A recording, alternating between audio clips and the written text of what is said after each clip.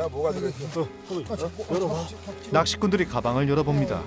그런데 뭔데? 왜? 이형 봐봐, 이형 봐봐.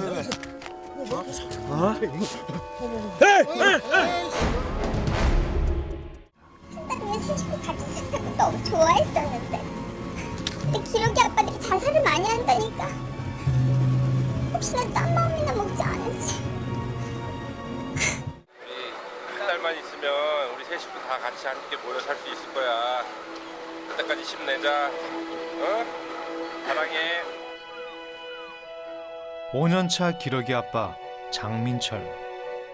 한번 집에 혼자 들어가기 싫다. 가족도 있는데 왜 이러고 사나.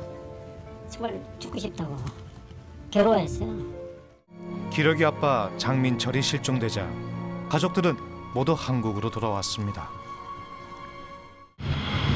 어느 날 갑자기 사라진 기러기 아빠. 그는 어디로 사라진 걸까요? 내 남편 죽인 걸 사람들은 아무도 모를 거라고요.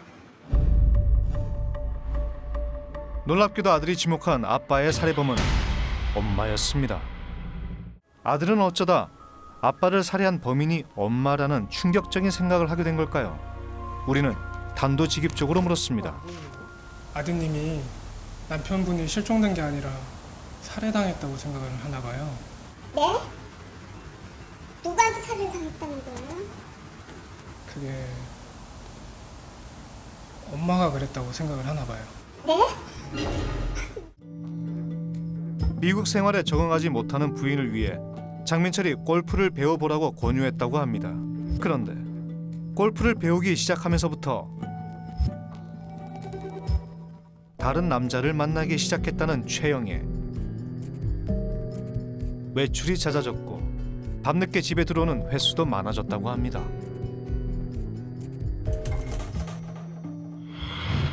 이 모든 사실을 아빠한테 말했어요. 그래서 아빠는 엄마를 뒷전화를 시켰고 엄마가 그걸 다 알아버린 거예요. 그래서 엄마는 그 남자와 우리 아빠를 죽인 게 분명해요. 시어머니한테 전화가 왔었어요. 부끄럽지만 다 사실입니다. 막상 미국 생활이 너무 힘들고 외로워서 실수였어요.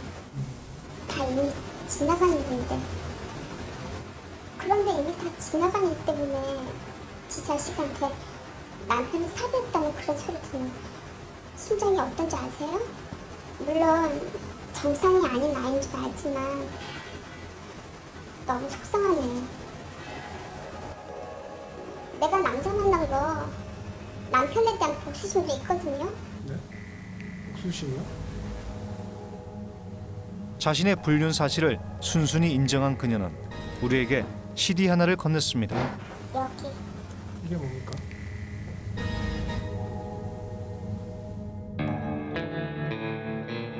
CD에는 기러기 아빠 장민철의 불륜 현장이 담겨 있었습니다.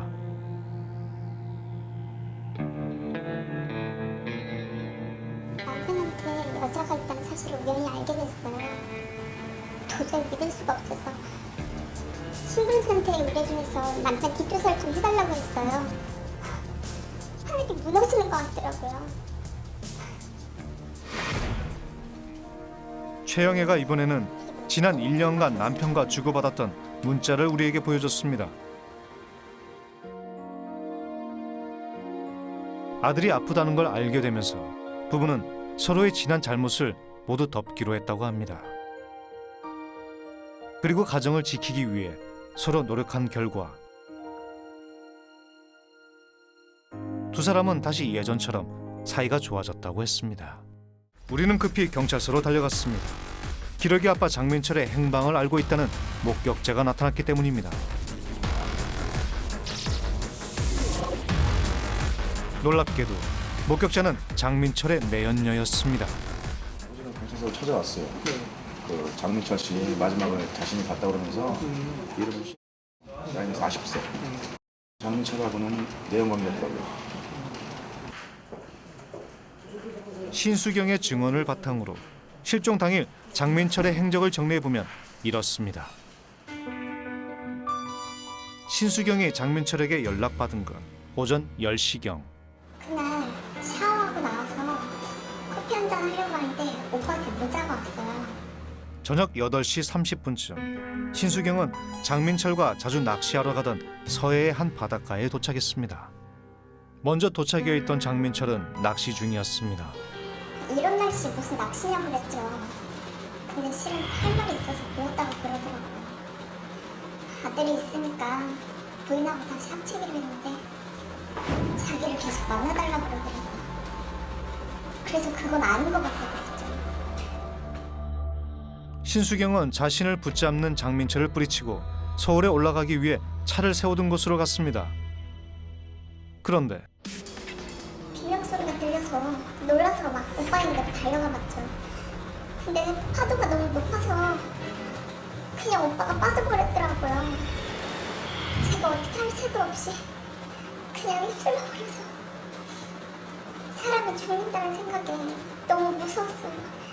시신이 떠오른 이유는 몸을 이루는 기초 물질들이 부패하면서 가스를 만들어내고 그로 인해 부력을 갖기 때문입니다. 몸을 이루는 기초 물질이 가스로 변할 때 각 조직의 부피가 최대 22.4배까지 팽창하는 것으로 보고되고 있습니다. 이번 경우도 돌덩이나 쇠붙이가 사체가 만들어낸 부력을 이기지 못한 거라고 봐야죠. 국가수 부검 결과 저수지에서 발견된 신원 미상의 사체는 기러기 아빠 장민철로 밝혀졌습니다. 그날 파도가 되게 높았거든요. 비명 소리가 나서 오빠 낚시하던 곳으로 막 달려갔는데 파도에 휩쓸린 거지. 오빠가 빠져있더라고요. 실종 한 달 만에 나타난 목격자의 증언. 하지만 기러기 아빠의 사체는 저수지에서 발견됐습니다. 장민철의 내연녀 신수경은 왜 거짓말을 했던 걸까요? 낯익은 차 한 대가 톨게이트로 들어왔습니다. 바로 신수경의 차입니다. 그런데 조수석에 누군가 타고 있습니다. 놀랍게도 장민철의 부인 최영애의 내연남 이민호였습니다. 장민철의 내연녀 신수경과 최영애의 내연남 이민호, 두 사람은 어떻게 하는 사이일까요? 그리고 두 사람은 기러기 아빠 장민철의 죽음과 어떤 관계가 있는 걸까요? 오히려 자신의 불륜 사실이 탄로나 남편에게 이혼을 요구받는 입장이 됐습니다.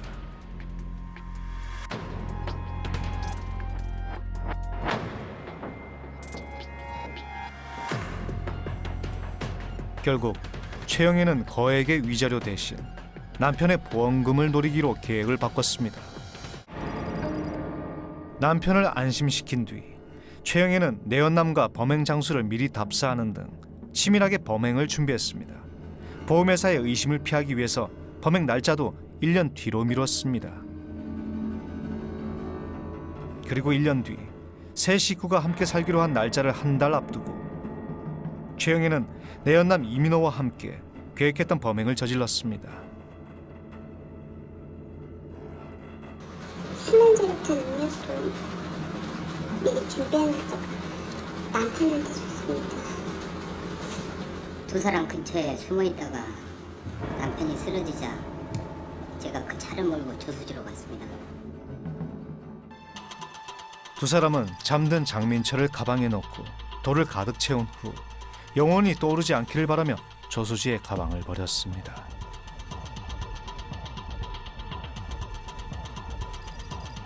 그날 밤 최영애는 남편의 배웅을 받은 것처럼 위장해 미국으로 출국했습니다. 다음 날 이민호는 장민철의 차를 타고 서해 바닷가로 이동해 장민철이 낚시하다 사고를 당한 것처럼 꾸며놓았습니다. 그리고 병원의 간호사에게 마지막 문자 메시지를 보냅니다. 30일 후 신수경은 장민철의 사고를 목격했다며 경찰을 찾아갔습니다. 시신 없이 남편의 사망을 인정받고 보험금을 타내기 위해 최영애가 꾸민 일이었습니다. 그러나 뜻밖의 변수가 발생합니다. 장민철의 사체에서 가스가 발생해 50일 만에 저수지 위로 떠오른 것입니다.